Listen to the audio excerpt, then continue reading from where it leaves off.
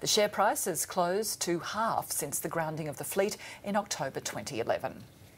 Well, for more on this story, I'm joined by aviation expert Neil Hansford. He joins us live from Melbourne. Neil Hansford, good afternoon. Did Qantas make a poor choice with its new aircraft?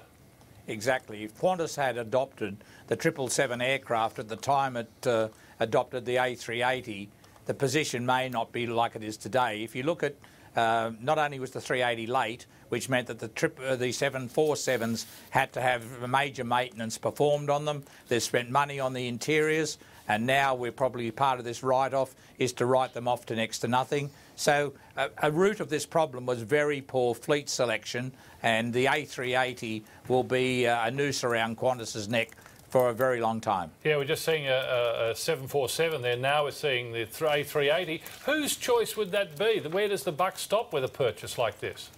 That would have been a board decision, and I don't know how many of the board were around back in Mr Dixon's days as chief executive, but Qantas have continued to keep the A380s coming. They had an excellent offer from Boeing at the time for 24 aircraft at a great rate, and you had airlines like Singapore all saying that the thing that got them through the GFC and the bad times was the savings and the efficiency of the 777. So Qantas is now locked into this further purchase of the A380s. As you say, that will be a stone around their neck. How will the CEO then fulfil the promise that he's going to turn this around into a profit within 12 months? Well, as I say, I thought they were Qantas aircraft flying by the studios here, but I think they were pigs. I think if Alan Joyce is able to achieve that with the sort of board he's got, who are not giving any leadership, the chairman should be there for the results today, but he's missing. You know, this is a very catastrophic reflection on Australia's corporate heads to be able to run a business. Is it fair for the CEO to blame high fuel prices and weakening demand for the reason for this huge loss? Well, he's not in isolation. All the other airlines servicing the routes, we always have the accusations about subsidies paid for the Middle East airlines, but nobody can ever prove it. Singapore has turned. You've got an outstanding result from Air New Zealand in the very much the same market.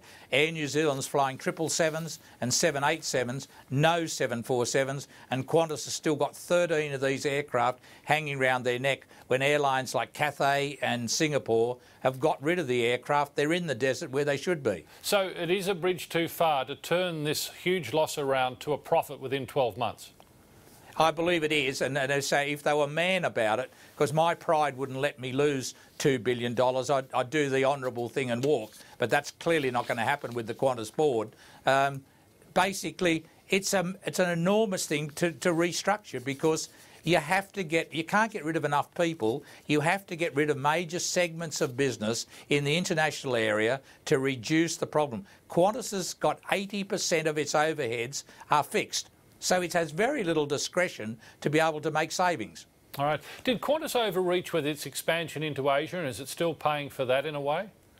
No, I think that most of the problem, look, the Qantas domestic business and Jetstar domestic, they're an outstanding business, cut away from having this millstone around their neck of the international. I hate to think, Tony, where they'd be if the Qantas frequent flyer scheme wasn't one of the best in the world, worth probably between 3 and 4 billion, and the loyalty that drives into Qantas. Without that loyalty, I hate to think what had happened to the market share.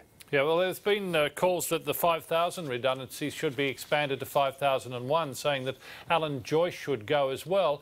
Are you surprised he's still at the helm? I'm not sure I know anybody that would want the job, or anybody I'd dislike enough to suggest they take the job. You can't take the job when you've got such an ineffective board who have, let's face it, Alan Joyce doesn't make these strategic decisions alone. They're taken by a board, and, you know, if you asked most Australians who is the chairman of Qantas, they probably can't tell you, but they could when Margaret Jackson was there. And it's fundamentally the airline has lost its connection with the Australian public, where only 16% of those leaving Australia go with the Qantas group.